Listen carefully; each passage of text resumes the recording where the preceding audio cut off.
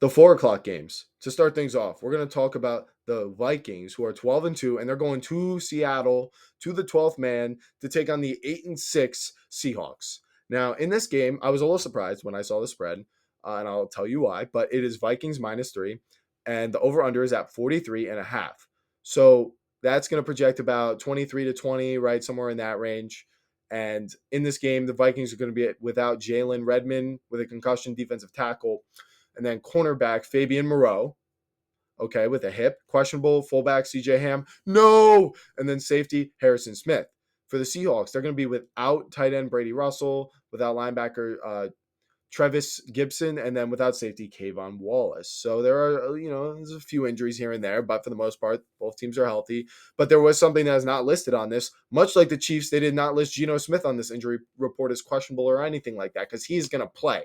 This is too important of a game to miss. He had a little bit of a scary knee injury in the Packers game, but it looks like he's going to be okay enough to play, but he's not going to be 100%, right?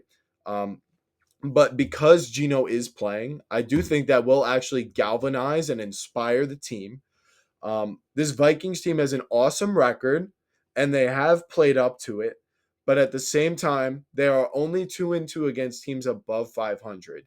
And this Seahawks team is just above that threshold. So it's a bit of a trap game. I think the Vikings, they, like I said, they have played up to their record, but I would say they were playing better earlier in the year, like when they beat Green Bay and when they beat Houston by just absolutely destroying them. That was when they were at their prime. They're still winning right now, but I'm just not quite as convinced by it. It hasn't been quite the same. But like I said, the Seahawks team is going to be inspired, right? They're going to be very inspired in this game, and the playoffs is on the line for them. I mean, the Rams, they're going full steam ahead. They got the Jets this week. So you might as well just write them up as already having the win, already being 9-6, and already ahead of you for the division. And you're playing the Vikings, like you need to win this game.